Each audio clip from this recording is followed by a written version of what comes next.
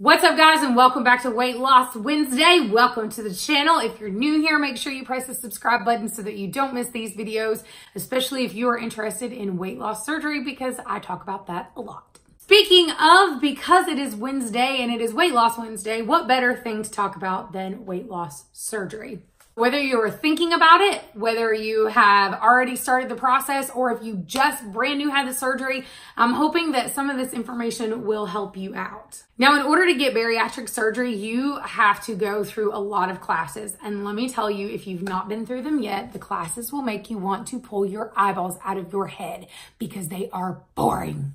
I think that the reason that the classes are so terribly boring is because they talk to you a lot about what foods you should and should not eat.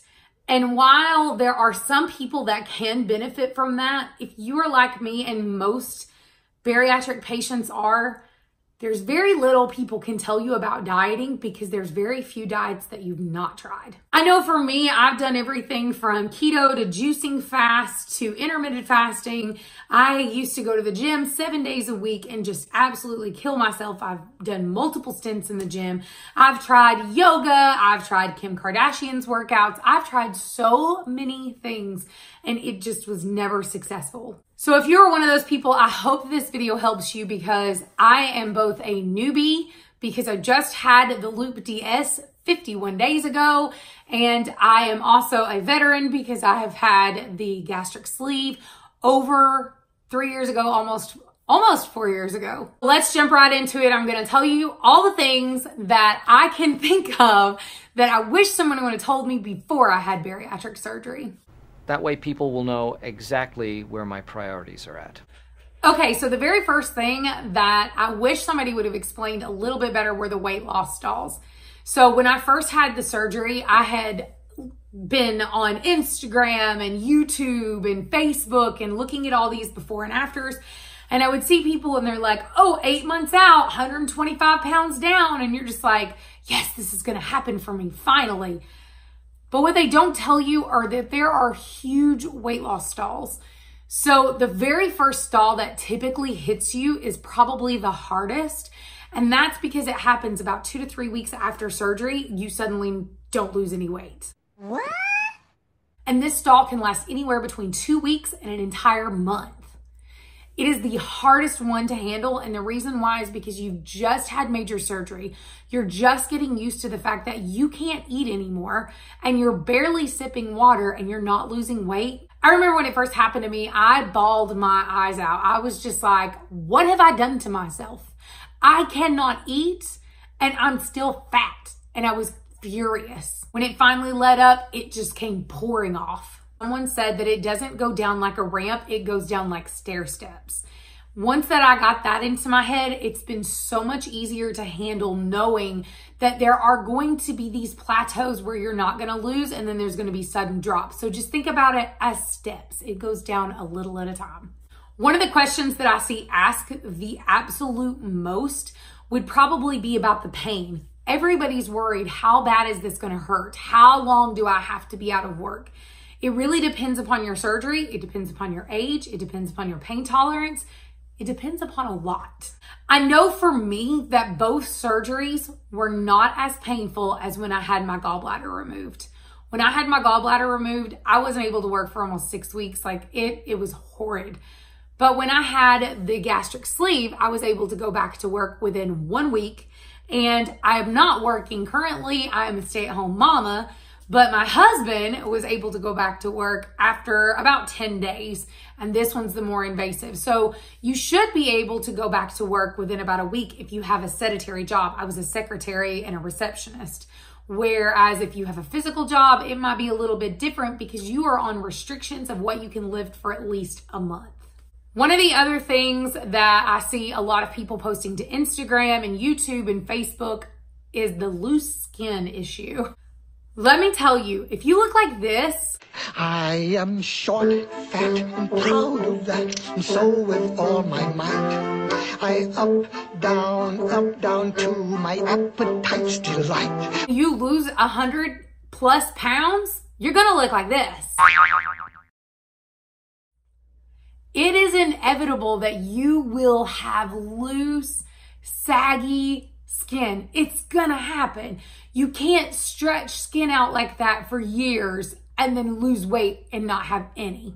How bad your skin is stretched depends on several things like your skin thickness, the elasticity, or also your age. For me, I've been incredibly lucky. My skin is not nearly as saggy as I was expecting because I was over 350, so I totally expected for my skin to look ratchet. But it's actually not really that bad. I mean, it's loose, but it's not hanging. But I still have another 70 to go, so we'll talk about that when we get there. So the other thing that nobody really likes to talk about is the fact that you are going to lose some hair. Hair loss is inevitable. It does not matter what kind of vitamins you're taking, what kind of supplements you're taking, what kind of shampoo you're using, you're gonna lose some of the hair. And it happens normally around the 3 to 5 month mark is when you start losing your hair, and it stops around the 8 or 9 month mark. So there's like this space of time when you will get in the shower and your hair is just coming out. I would probably liken this to if you've ever given birth to a baby, you know that afterward, like it just feels like you're gonna go bald because your hair's just falling out. It's like that, it just lasts longer. I am, thank God, very blessed with extremely thick hair, but even I had super thin hair right after surgery. I'm gonna see if I can find a picture of myself with my thin hair and post it. It was still long, but you can see all of the regrowth and stuff popping back up, and that all came from me losing the hair. So one of the things that I feel like that nobody really talks about or talks enough about is the body dysmorphia that sometimes that you're gonna face after you've had bariatric surgery. I was over 350 pounds when I made the decision to have bariatric surgery, and I was around 320 something when I actually had surgery the first time. And even though I've lost over 100 pounds, I just sometimes still deal with that. I will look in the mirror, and there are some days that you just look at yourself and you're just like, you look exactly the same. Nothing's changed. It's very hard when you lose weight that rapidly to look at yourself and see a difference. Some days, I won't lie, you'll wake up and you'll just be like, I feel skinny today. And then there are some days that you wake up and you're just like, oh God, please, no, no, no, no. I can tell you that body dysmorphia is something that's very hard to deal with. And I know that we get bombarded with things in the media, Victoria's Secret models and Instagram models and the Kardashians and all these women who have these beautiful, picturesque bodies that are flawless and perfect. And it's very hard to compete with that when you are a real person with like a real life and kids and not that kind of money to have that kind of surgery. It's really hard to look at that and know that you can't have it or you don't have it. And I think the internet is actually getting a lot better with its acceptance of being overweight. And also it's getting better with its acceptance of the not perfect body. I think these campaigns where they're showing moms after birth and they're showing, you know, the flappy skin and the stretch marks and the things that actually happen to you. I think that that has become a huge step in body positivity, and it makes it a lot easier on people when you don't feel as much pressure for perfection. So I wrote down some notes on these next two things, because I would say actually out of everything, these two are the hardest to deal with. Other people and their opinions and the phrase, you took the easy way out.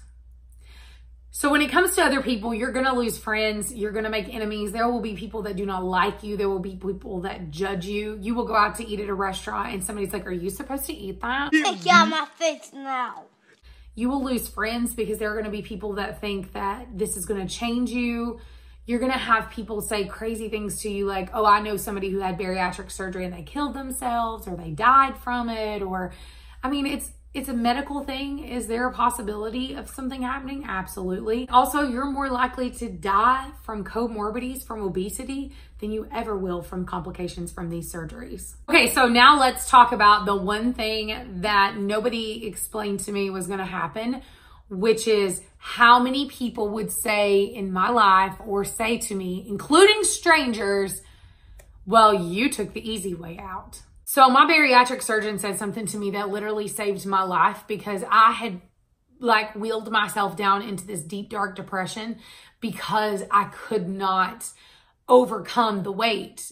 Even with my first surgery, I was still failing and I was struggling with that. And he said to me, some people fight food addiction.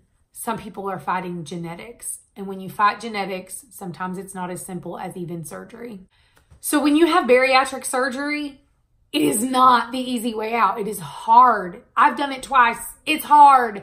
It's hard to get the surgery. You don't just go in and look at a surgeon and be like, yeah, I think I'll have the, I'm going to lose 120 pounds in 8 months.